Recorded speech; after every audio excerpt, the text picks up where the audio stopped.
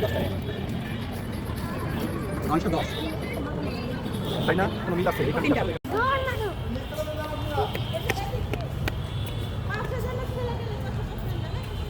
আচ্ছা বাবা আমাদের আগে যাও আগে যাও আগে যাও।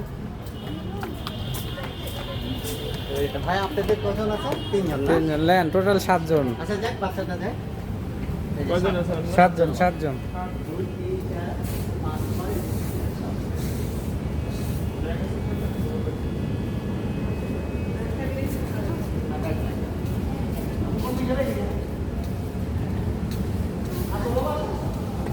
যাও দূরে যাও দূরে দূরে যাও, অনেক বড় শো। 1 ঘন্টা 1 ঘন্টা। কয়তলায়? 2 তলায়?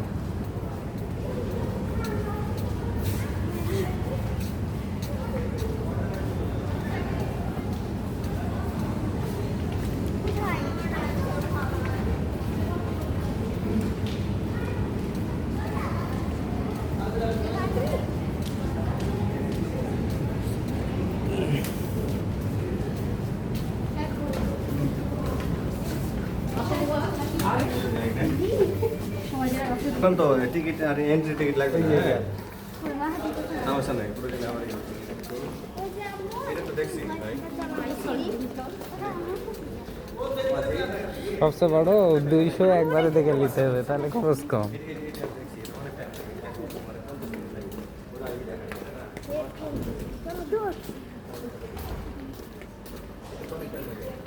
আসুন টিকিট ছাড়া কি আসতে দিয়েছে? Wow. আচ্ছা একটু পরে আমরা বরফের দেশে চলে যাব। বরফ? হ্যাঁ তাই জন্য ঠান্ডা? হ্যাঁ। খুব বেশি ঠান্ডা লাগছে নাকি? কাঁপছে যে? শুকাই গেছে না? হ্যাঁ তো চাদর নিয়ে আসতে হতো।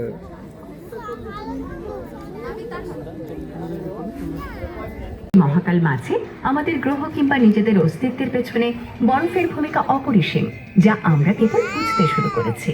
প্রকৃতির দারুণ সব মুগ্ধকর দৃশ্যও বরফে তৈরি। এই যে যেমন এই অসম্ভব সুন্দর ধূমকেতুটি দেখা গিয়েছিল 2007-এ। আর শনির বলয়ের দিকে যদি তাকান, দেখবেন পানি জমে বরফ হয়ে গেছে, গড়ে তুলেছে মুগ্ধকর নান্দনিক বলয়। বহু বহু দূরের অনেক গ্রহ বরফ ঢাকা, অনেক গ্রহ আবার পুরোটাই এই বিচিত্র সুন্দর বরফেই তৈরি। সৌরজগতের অনেক ভেতরে যেমন পাওয়া যায় বরফের দেখা, তেমনি এর সীমা পেরিয়ে গেলেও পাওয়া যাবে বরফের খোঁজ। কাছের ও দূরের এসব বরফ বিশ্ব নিয়ে গবেষণা করলে আমাদের নিজেদের গ্রহটিকে আরো ভালোভাবে বোঝা যায়, কারণ আমরা যতটা ভাবি আমাদের প্রিয় এই গ্রহটি তার চেয়েও বেশি বরফ নির্ভর।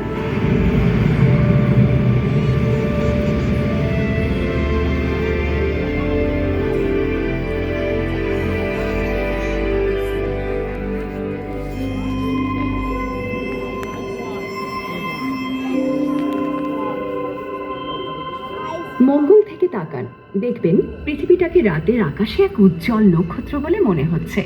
ছোট্ট কোনো দূরবীন দিয়ে তাকালে সবুজ পৃথিবীর বুকে স্পষ্ট দেখতে পাবেন নীল সমুদ্র, দেখতে পাবেন নিয়ত পরিবর্তনশীল মেরু বরফ। এরকম দুটো বরফ অঞ্চল আছে। এর একটা পৃথিবীর উত্তরাঞ্চল মানে আর্কটিকে। এটা আসলে বিশাল এক বরফ জমাট সমুদ্র, চারদিকে তার বিস্তীর্ণ জমিন। সাবমেরিন বা ডুবোজাহাজ সহজেই ঘুরে বেড়াতে পারে এর নিচ দিয়ে। সাম্প্রতিক গবেষণা বলছে বরফের এই অংশটি ধীরে ধীরে আরো পাতলা হয়ে যাচ্ছে, চুপসে যাচ্ছে আরো। গ্রীষ্মে অনেক সময় কিছু জলযান একদম উত্তর মেরুতে সমুদ্র পৃষ্ঠে উঠে আসতে পারে, অর্থাৎ এসব জায়গায় গ্রীষ্মে বরফ গলে যায়। কয়েক দশক পরে হয়তো দেখা যাবে গ্রীষ্মের শেষ দিকে এখানটায় কোনো বরফই নেই। হ্যাঁ, এটা অসম্ভব নয়। জলবায়ুগত বিপুল পরিবর্তন ঘটছে পৃথিবী জুড়ে। বিজ্ঞানীরা এই পরিবর্তন খুব মনোযোগ দিয়ে পর্যবেক্ষণ করছেন। আর পৃথিবীর অন্য পাশে দক্ষিণ মেরুতে রয়েছে অ্যান্টার্কটিক অঞ্চল, বিশাল এক বরফপাতে মোড়া এই এলাকা। অ্যান্টার্কটিকা নামে এই অঞ্চলের আস্ত এক মহাদেশ, সবটা বরফে ঢাকা। চারপাশে তার সমুদ্রের নীল জল।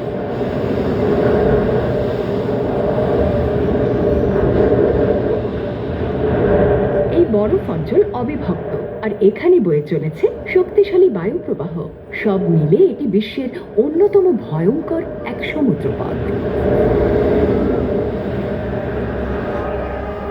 এই মহাদেশটির ধার বেয়ে রয়েছে বিশাল সব বরফের নদ, হিমবাহ, বইছে সমুদ্র পানি।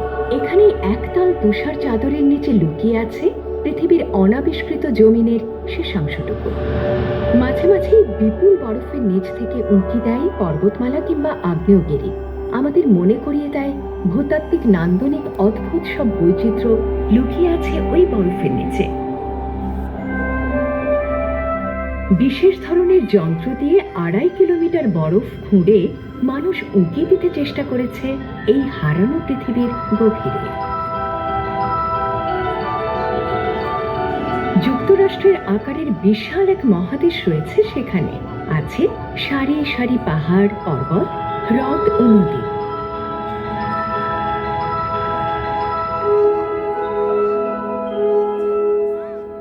লাখো বছর আগে এটা ছিল গ্রীষ্মমণ্ডলীয় অঞ্চল, মানে উষ্ণ অঞ্চল। কিন্তু ভূত্বকের নিয়ত নড়াচড়া এ অঞ্চলটিকে বর্তমানের শৈত্যাঞ্চলে নিয়ে এসেছে। বাতাসের বয়ে যাওয়ার ধরন ও পর্বতমালার কারণে কিছু অঞ্চলে বরফ জমতে বাধা পড়েছে। তাই এখানে রয়েছে ড্রাই ভ্যালি নামে বরফহীন শুষ্ক অঞ্চল। এই আদিম বরফহীন অংশে পা রাখতে পারি আমরা, চাইলে উপভোগ করতে পারি আধুনিক বরফ যুগের নানা দিক। আমরা জানি শীতল বরফ চাদর কেবল পৃথিবীতে দেখা যায় না। যেমন এই ছবিটা দেখে মনে হয় অ্যান্টার্কটিকা, আসলে কিন্তু মঙ্গল গ্রহ। শীতল শুষ্ক এক মঙ্গলীয় মরুভূমি এটি। লাখো কোটি বছর ধরে এই অঞ্চল বন্দী বরফ যুগের করাল থাবায়। আর গ্রহটির মেরু অঞ্চলে রয়েছে জমাট পানি ও কার্বন ডাইঅক্সাইডের বরফ। বরফের অনেকগুলো স্তর দেখে বোঝা যায় কালের প্রবাহে বরফ স্তরের নিয়মিত বদলে যাওয়ার ধরন। 2008 সালের কথা। ফিনিক্স নভোযান সফলভাবে নামে মঙ্গলের আর্কটিক অঞ্চলে। বিজ্ঞানীদের আশা এ নভোযানের উপাত্ত থেকে জানা যাবে মঙ্গলে কখনো আদিপ্রাণ ছিল কিনা। হয়তো অন্য কোথাও, অন্য কোনো গ্রহে আজও বরফের মাঝে রয়েছে অন্য কোনো ধরনের জীবন। এই যেমন এটা একটা ধূমকেতু, ধুলো ধূসরিত এক বরফ গোলক, প্রায় 1160 কিলোমিটার বিস্তৃত। সূর্যের যত কাছে এগোচ্ছে বাষ্পীভূত হচ্ছে এর বরফ। পেছনের মহাশূন্যে ছড়িয়ে পড়ছে সেই বাষ্পীভূত বরফের লম্বা লেজ। বিজ্ঞানীদের ধারণা এরকম ধূমকেতুরাই শিশু পৃথিবীতে বয়ে এনেছে অন্তত অর্ধেক পানি ও আরো জটিল সব রাসায়নিক যৌগ। এসব ধূমকেতু আসে মঙ্গলেরও আরো অনেকটা পেছন থেকে। এখানে সৌরজগতের শীতল বহিস্থ অঞ্চলে আমরা দেখা পাই বিচিত্র সব বরফ জগতের। যেমন এই ইউরোপা, বৃহস্পতির গ্রহাকৃতির এক চাঁদ। এটির তুষারাবৃত পৃষ্ঠে আছে বরফের গলে যাওয়া, জমাট বাঁধা, এমনকি ভেসে বেড়ানোর স্পষ্ট চিহ্ন। এই জমাট বরফ পৃষ্ঠের নিচে হয়তো রয়েছে তরল পানির সমুদ্র। ভবিষ্যতের কোনো নভোযান হয়তো এই সমুদ্রের গভীরতা পরিমাপের চেষ্টা করবে।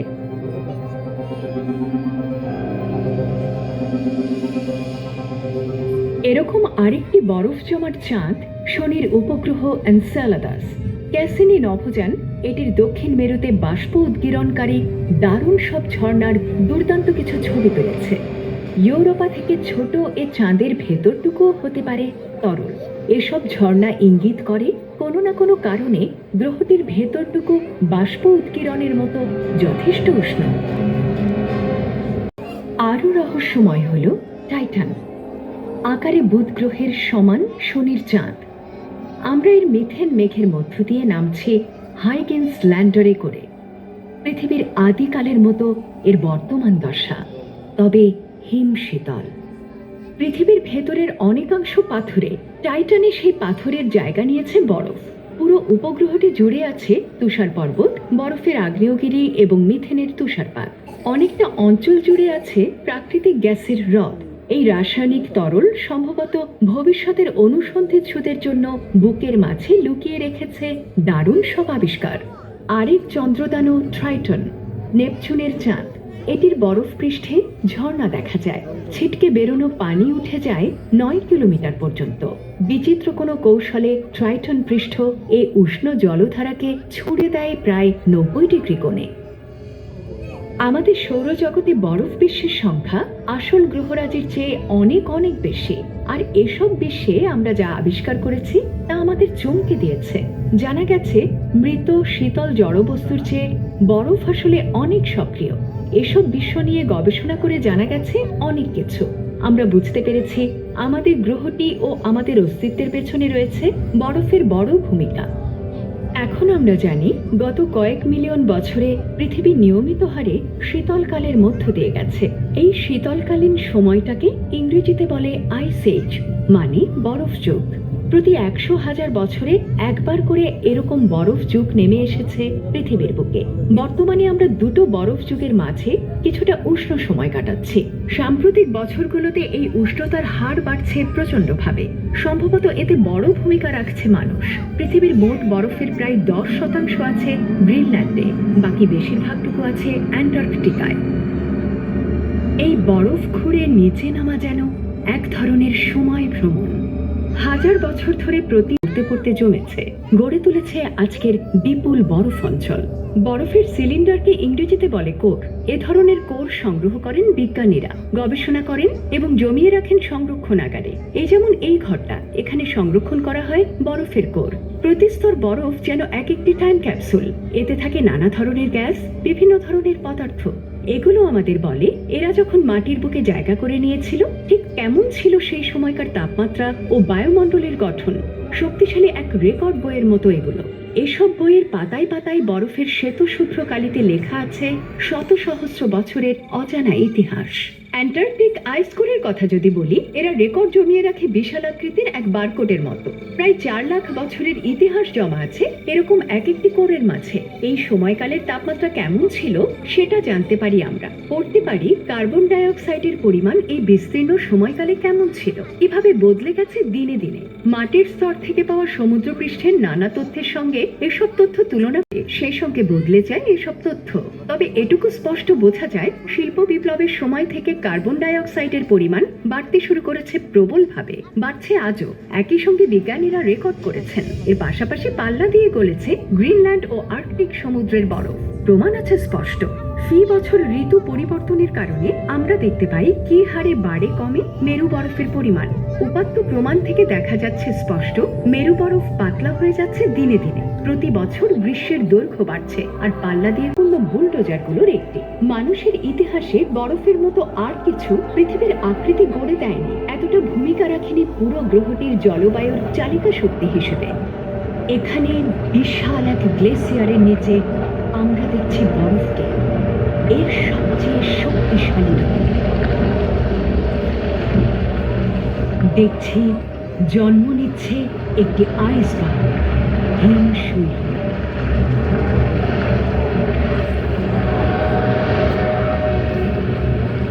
প্রায় অনন্য এক বৈশিষ্ট্য আছে বরফে, যত জমে তত কমে এর ঘনত্ব।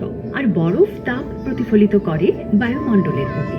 পাশাপাশি সামান্য তাপমাত্রাকে এটি বাড়িয়ে দিতে পারে অনেকটা। ফলে এই তাপমাত্রা প্রভাবিত করতে পারে আমাদের পুরো গ্রহটিকে।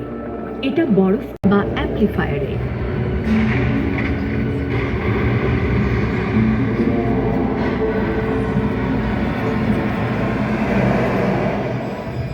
সূর্যের বেশিরভাগ তাপ পৃথিবী জুড়ে ছড়িয়ে পড়ে মহাসমুদ্রের স্রোতের মাধ্যমে।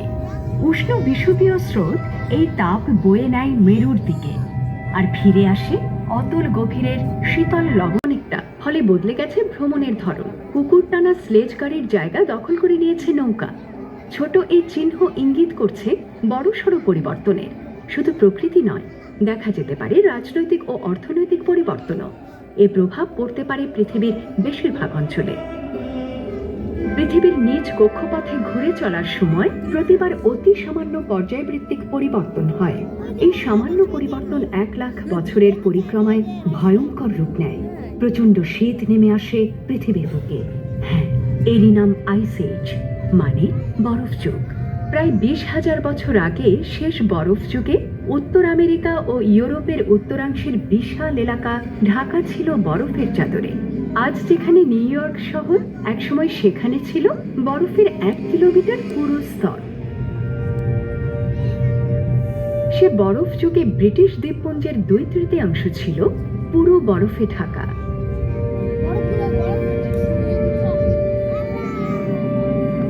শেষ বরফ যুগের আগের দিকে হিমবাহ এগোতে এগোতে এসে থেমেছিল বর্তমান লন্ডন শহরের একদম প্রান্তে।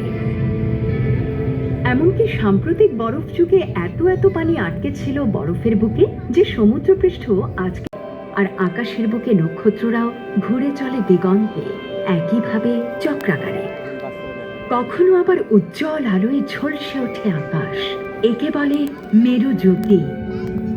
এই ছবিগুলো টাইম ল্যাপস হিসেবে মহাকাশ থেকে তোলা। আমরা দেখতে পাচ্ছি বসন্তে সৌরশক্তি বৃদ্ধির প্রভাব।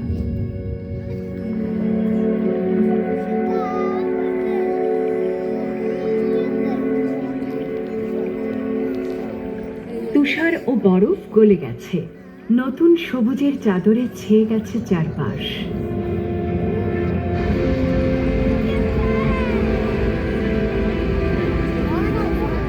প্রতি বসন্তে কোটি কোটি লিটার পানি এসে মেশে উত্তর সমুদ্রে।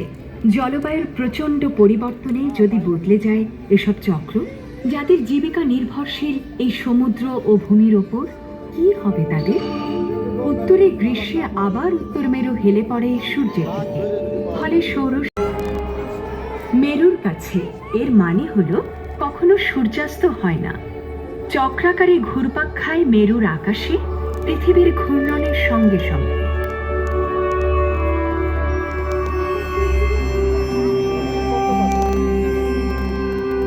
পৃথিবীর অন্য পাশে তখন নেমে আসে শীত, সূর্য হারিয়ে যায় দীর্ঘকালের জন্য। দক্ষিণ মেরুতে বরফের পরিমাণ এ সময় দ্বিগুণ হয়ে যায়, নিকটস্থ সমুদ্র ঢেকে যায়। এভাবে ঘুরে চলে অন্তহীন ঋতুচক্র। অ্যান্টার্কটিক বরফ অঞ্চল বুকের মাঝে জমিয়ে রেখেছে পৃথিবীর 2/3 বিশুদ্ধ পানি। আর আমরা, পৃথিবী ও আমাদের জীবনে এর গুরুত্ব কেবল বুঝতে শুরু করেছি। এমনিতে মহাদেশীয় ভূমির ওপরে অল্প কিছু উদ্ভিদ ও প্রাণী বাঁচতে পারে, তবে অ্যান্টার্কটিকা মহাদেশের চারপাশের সমুদ্র পৃথিবীর অন্যতম বড় জীবনের আধার।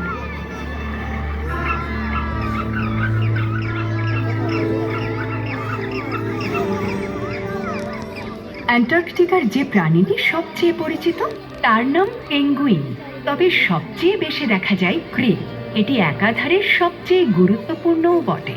ঋতুচক্রে বসন্ত ফেরে অ্যান্টার্কটিকায়, আর শালক সংশ্লেষণে উদ্বুদ্ধ হয়ে শৈবাল ছেয়ে ফেলে সামুদ্রিক বরফ।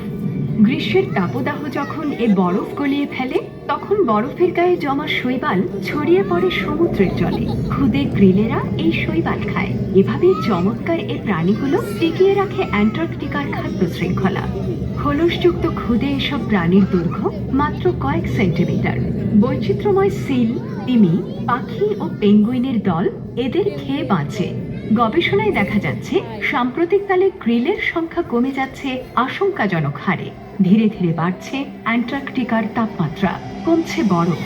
সম্ভবত এগুলোই এর জন্য দায়ী। বরফ ঢাকা অ্যান্টার্কটিকা ও আর্কটিকের সৌন্দর্য মনোমুগ্ধকর। আমরা যত শিখছি, জানছি, ততই উপলব্ধি করতে পারছি আমাদের পৃথিবীটাকে বাসযোগ্য রাখার পেছনে এদের ভূমিকা কত গুরুত্বপূর্ণ। এই বরফের অপার সৌন্দর্য, বিচ্ছিন্ন নির্জনতা ও জীববৈচিত্র্য আমাদের মুগ্ধ করে। আরো বেশি মানুষ এই মুগ্ধতার টানে ছুটে যাচ্ছে বরফের সে দেশে, সরাসরি অনুভব করছে বরফ জীবনের স্বাদ। এখানে ছড়িয়ে আছে প্রাকৃতিক সৌন্দর্য ও প্রশান্তির সর্বোচ্চ রূপ। এখানে এসে আমরা মুগ্ধ বিস্ময়ে দেখি বিশালতা, অনুভব করি শ্বেতশুভ্র এই বরফ মরুর গুরুত্ব, শিহরিত হই পরতে পরতে ছড়িয়ে থাকা রহস্য রোমাঞ্চের হাতছানিতে। আমাদের গ্রহটির মেরু বদলে যাচ্ছে। এর কোনোটি ঘটছে প্রচণ্ড দ্রুত, পৃথিবী ও মানব সভ্যতার জন্য এই পরিবর্তনের মানে আসলে কি তা বুঝতে সময় লাগবে আরো। পর্যবেক্ষণ করে শিক্ষা নিয়ে ও সে অনুযায়ী যথার্থ পদক্ষেপ নেওয়ার মাধ্যমে কেবল আমরা নিশ্চিত করতে পারি মহাবিশ্বের বিশালতার মাঝে এক প্রাকৃতিক নভ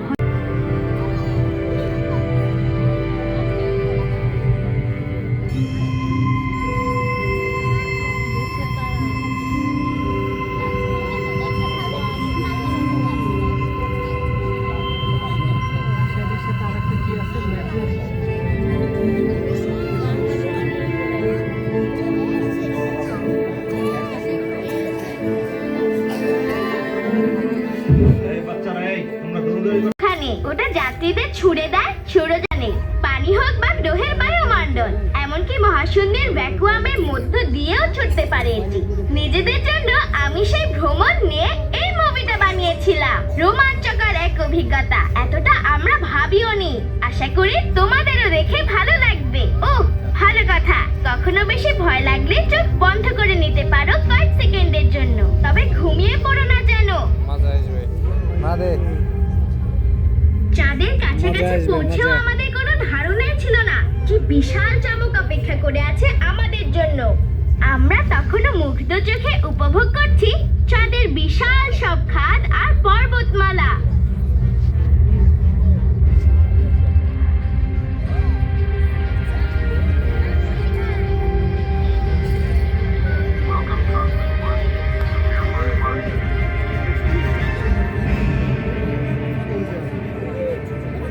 ওদিকে প্রায় 10 মিনিট আগে সূর্যে একটা প্রচন্ড বিস্ফোরণ হয়েছে।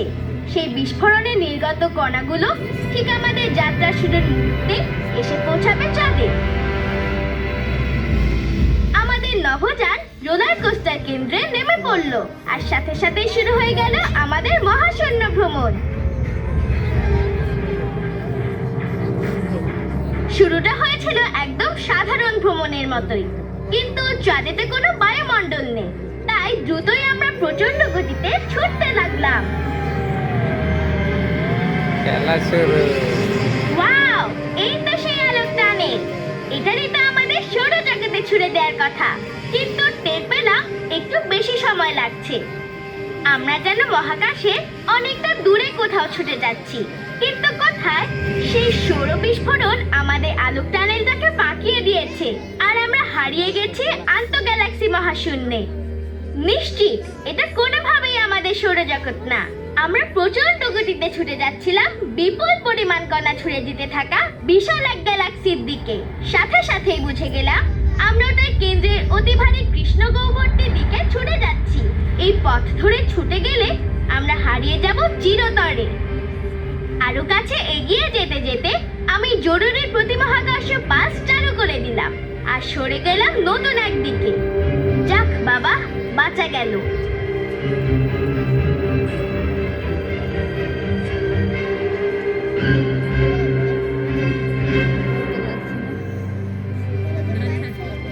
আসবে ভাই, আসবে।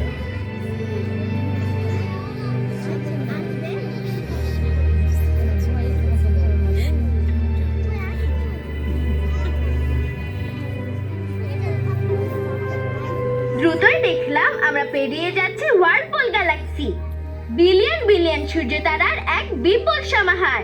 পৃথিবী থেকে এটি 2.5 কোটি আলোকবর্ষ দূরে। আহ, কি দারুণ!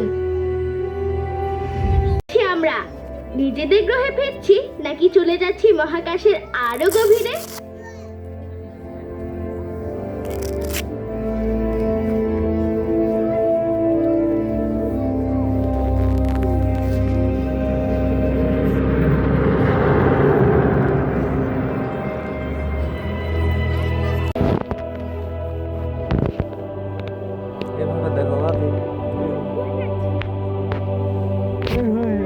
নিচে তাকালে ভয় পাবে না। এই গ্যালাক্সিদের কাছে আসতেই চিনতে পারলাম আমার জ্যোতির্বিজ্ঞান বইতে দেখেছিলাম সেন্টাউরাস এ। সূর্য থেকে এটা মাত্র 130 কোটি আলোকবর্ষ দূরে। যাক, আশা করি এখন আমরা মিল্কি ওয়ে গ্যালাক্সিতে নিজেদের গ্রহের দিকে যাচ্ছি।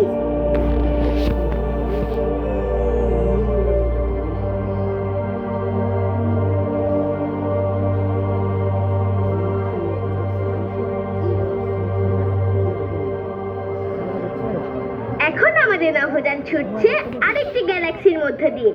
দেখতে অনেকটা আমাদের মিল্কি ওয়ের মতোই, তবে চিনতে পারলাম না ঠিক। অটো পাইলট প্রোগ্রামটা আমাদের পথ দেখিয়ে ফিরিয়ে নিতে চাইছে, তবে ঠিকভাবে কাজ করছে না। আমরা পথ হারিয়ে ফেলছি, কিন্তু এলাকাগুলো দারুণ সুন্দর। বর্ণিল সব তারা আর বিশাল সব ধুলো ও গ্যাসের মেঘ ছড়িয়ে আছে। আমাদের সূর্য তেমনি একটি তারা, তাই ভাবছিলাম ওটা কি কাছাকাছি কোথাও। উপরে তাকাও, উপরে তাকাও। না, আমরা আসলে গ্যালাক্সি কেন্দ্রের বিশাল এক কৃষ্ণগহ্বরের মহাকর্ষীয় টানে সেদিকেই ছুটে যাচ্ছি। এই দানব গপ করে গিলে নিতে পারে আস্ত যে কোনো নক্ষত্র। আমাদের গিলে নেওয়াটা তো এর কাছে তিমি মাছের ক্ষুদ্র সার্ডিন মাছ গিলে নেওয়ার মতোই। Excuse me. দ্রুত হাত চালিয়ে জোরে উল্টো মহাকর্ষ পাস চালু করে দিলাম আবার, আর সরে গেলাম আরেক দিকে। দ্রুতই দেখলাম পেরিয়ে যাচ্ছে অপূর্ব সুন্দর সব নক্ষত্রপুঞ্জের মধ্য দিয়ে। জায়গায় জায়গায় গ্যাসের বিশাল সব মেঘমণ্ডলী, এদেরকে বলে নীহারিকা। মনে হলো কোনোটা আমার চেনা, নিশ্চিত মিল্কি ওয়ের ভিতরেই আছে। এটাই আমাদের নিজস্ব গ্যালাক্সি।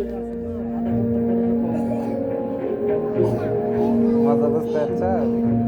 এগিয়ে যাচ্ছে অরায়ন নীহারিকার দিকে। বেশ এই গাড়িটা বিখ্যাত তাহলে এটি, গাছ মজা পাবে, কারণ তাছাড়া পাবে না, পৃথিবীর বুঝো না? আকাশে দেখা যায় খালি চোখে। এই গাড়িটা তুমি কিন্তু চালাচ্ছো। এখানে আমরা ওর মধ্য দিয়ে ছুটছি। আমাদের ঘিরে আছে বিশাল সব হাইড্রোজেন গ্যাসের মেঘ। চারপাশে প্রচন্ড উত্তপ্ত সব শিশু তারা ছড়িয়ে আছে এখানে সেখানে। দেখে মনে হচ্ছে যেন ব্যাঙাচি। আসলে গ্যাস, ধুলো আর মহাকাশ এক হয়ে জন্ম হচ্ছে নতুন কোন সৌরজগতে। ওয়াও, দারুণ! মনে হচ্ছে ডক্টর হু সিরিজের টার্ডিসে করে সময়ের উল্টো দিকে ছুটে যাচ্ছি।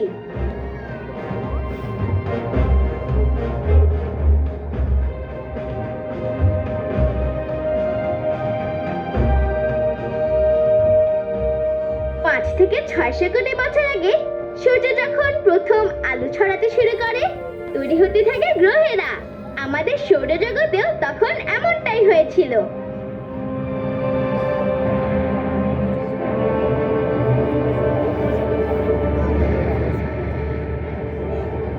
তবে এই জায়গাটি বেশ বিপজ্জনক। গ্রহগুলো এখনো তৈরি হচ্ছে, আছড়ে পড়ছে পরস্পরের ওপর, সংঘর্ষ হচ্ছে তাদের মধ্যে, হচ্ছে প্রচন্ড বিস্ফোরণ। এই, একটুর জন্য বেঁচে গেলাম। আমাদের অটো পাইলট প্রোগ্রামটা দেখি আবার কাজ করছে। আমরা তাই এখন একটু নিশ্চিন্তে চারপাশের দৃশ্য উপভোগ করতে পারছি। উহু, একটু বেশি আগেই নিশ্চিন্ত হয়ে গিয়েছিলাম। একটা সতর্ক সংকেত বেজে উঠলো। নীল যে তারটার দিকে আমরা এগোচ্ছিলাম, ওটা আসলে একটা মহাজাগতিক টাইম বোমা। দ্রুত পিছিয়ে আসতে হলো আমাদের।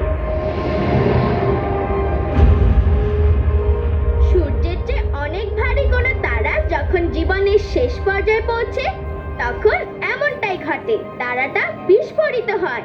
আমরা এই ঘটনাকে বলি সুপারনোভা। এরকম তারার বিস্ফোরণে আসলে মহাকাশে পৃথিবীর মতো গ্রহ এবং আমাদের মতো প্রাণী তৈরির মূল উপাদানগুলো ছড়িয়ে পড়ে।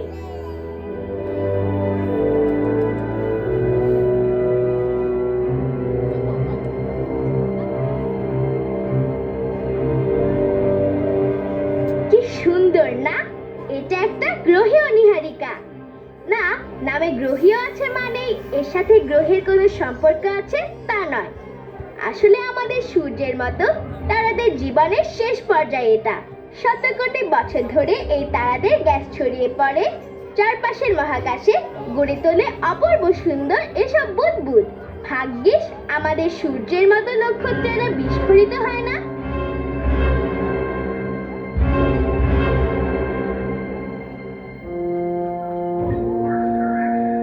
অবশেষে অটো পাইলট ঘোষণা দিল আমরা সৌরজগতের বাইরের অংশের দিকে ফিরছি। যাক, এখন নিশ্চয়ই আমরা ঠিক পথেই এগোচ্ছি।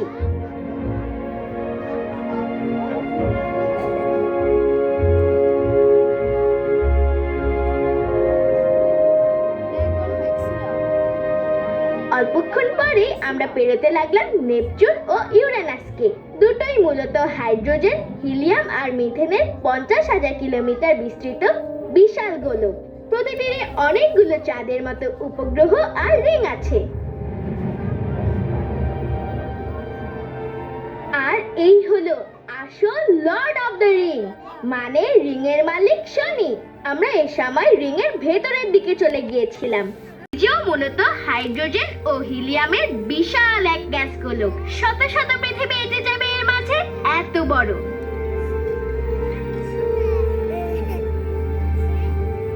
এটা দেখবো না, কেমন লাগলো অনুভূতি বল।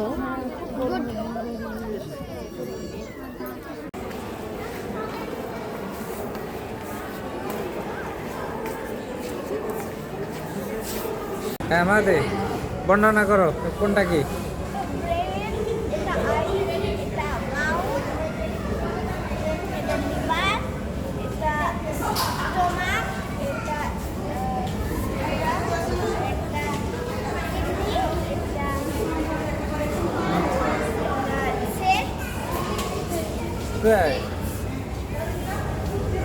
তাহলে আমরা মানবদেহ সম্পর্কে জেনে গেলাম, তাই কি না? বেস্ট।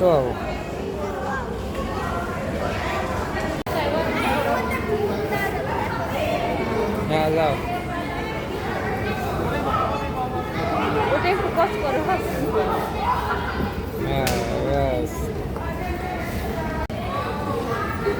বাহ, মাদি তো এখন চাঁদের দেশে না? চাঁদের দেশে যেতে দাও।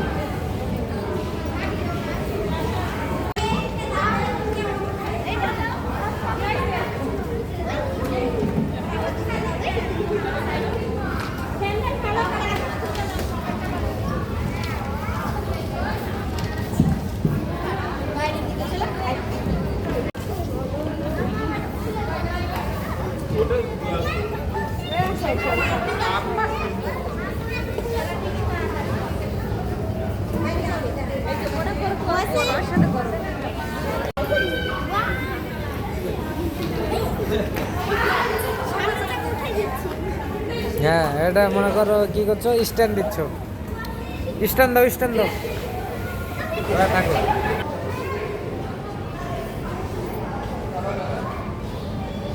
হ্যাঁ,